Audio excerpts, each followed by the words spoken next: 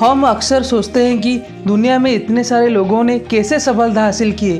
क्या ये सारे लोग अद्भुत शक्ति का अधिकारी है? क्या ये सारे लोग जन्म से ही अद्भुत थे?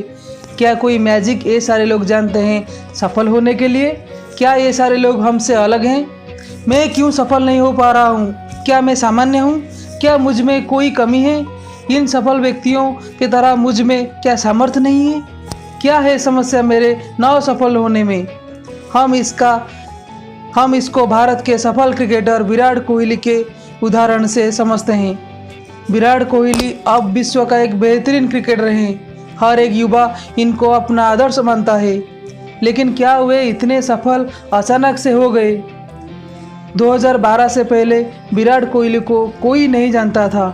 हालांकि वे 2011 वर्ल्ड कप विनिंग टीम का हिस्सा थे, फिर भी सचिन, सहवाग, धोनी के तुलना में उनका इतना महत्व पॉपुलैरिटी नहीं था। तो फिर वे इतने सफल लोकप्रिय कैसे बने? और वे अपने डिसिप्लिन के कारण सफल बने। उन्होंने अपने आप पर काम किया। उन्होंने सोचा कि अगर मैं ऐसा ही सामान्य तौर पर खेलता रहूँगा तो मैं उन खिलाड़ियों में शामिल होऊंगा जो कुछ साल के लिए खेले और गायब हो गए। मुझे ऐसा नहीं बनना है। मुझे बेहतरीन क्रिकेटर बनना है। मुझे डिसिप्लिन होना होगा मेरे पोटेंशियल को मैक्सिमाइज करने के लिए। इसलिए उन्होंने अपने आप को डिसिप्लिन, अनुशासित बना दिया। अपने फिटनेस पर काम किया। खाना पीना, सोना, प्रैक्टिस करना, ये सब समय पर किया। अपने मन को भटकने नहीं दिया। और वे हर एक दिन अनुशासन के साथ नेट्स में प्रैक्टिस करने जाते थे। वे लगातार दृढ़ निष्ठा से प्रैक्टिस करते थे। इस दौरान उनका मन बोर हो जाता था, शिकायत करता था। शरीर इतने कष्ट झेलने को तैयार नहीं था, लेकिन वे सारे बोरिंगनेस और सारे दर्द को सहन करते थे और अपने लक्ष्य को हासिल करने के लिए जो आवश्यक था वे सब करते थे। अपने आप को फिट रखने के लिए वे अपना फेवरेट छोले भटूरे को हाथ भी नहीं लगाते थे। अपना हेल्दी डाइट को दृढ़ता से पालन करते थे। अनुशासन से कड़ी मेहनत करके अपना मन और इंद्रियों को बस में करके अब वे पहले से 5 गुना अधिक बेहतरीन क्रिकेटर बन गए हैं। अब वे भारत का कैप्टन हैं। ओडीआई में 43 शतक, टेस्ट में 27 शतक अब तक उनके नाम हो गया है। आगे बहुत सारे होंगे। अब वे भारत के रन मशीन बन गए हैं।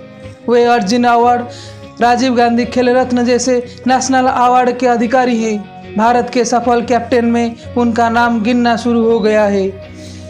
इसलिए बात उठती है कि हम डिसिप्लिन क्यों नहीं हो पाते हैं। हम एक दिन या 2 दिन अनुशासित हो जाते हैं, फिर हमारा मन हमें भटका देता है।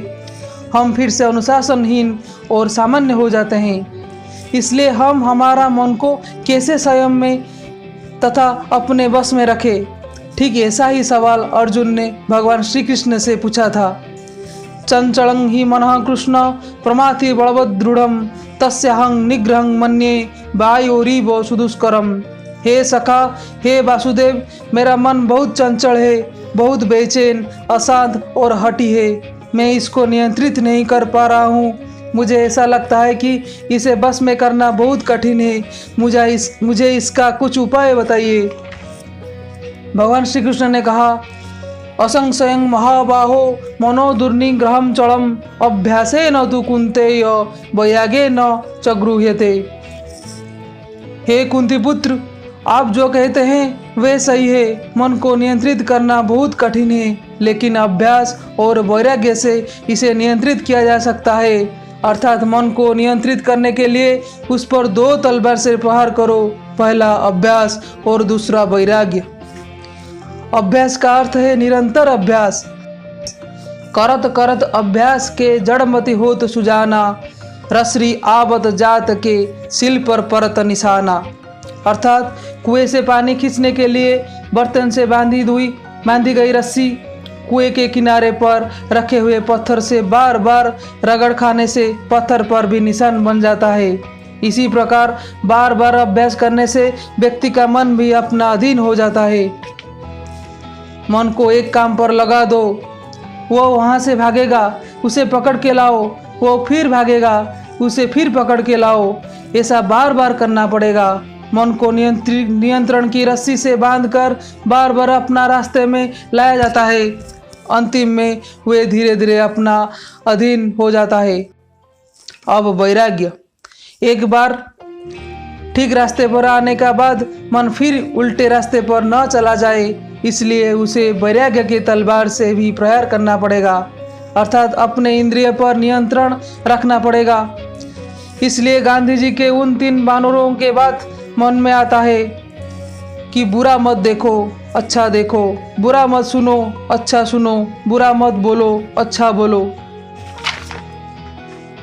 वैराग्य हासिल करने के लिए भगवान श्री कृष्ण ने कहते हैं कि युक्ताहार विहारस्य युक्त चेष्टस्य कर्मसु युक्त स्वप्नबोधस्य योगी भवति दुःखः। जो व्यक्ति खाने, सोने, काम करने और मनोरंजन की अपनी आदतों में संयमी है, वह योग मेडिटेशन करके सभी भौतिक कष्टों को कम कर सकता है और डिसिप्लिन जीवन निर्वाह करके सफलता के शिखर को छू सकता है। इसलिए हे मेरे प्यारे भारत की युवाओं, आप अपने आप को डिसिप्लिन अनुशासित कर दो। अपने आप को अनुशासित करके हमारा तिरंगा को दुनिया में सबसे ऊंचा उड़ाओ। अपना मातृभूमि को अपने सफलता से गौरवान्वित करो।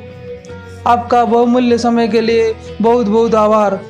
अगर आपको यह वीडियो अच्छा लगा तो कृपया हमारे चैनल को सब्सक्राइब कीजिए। अपना बहुमूल्य कमेंट, लाइक देकर हमें उत्साहित कीजिए। भारत माता की जय। जय हिंद।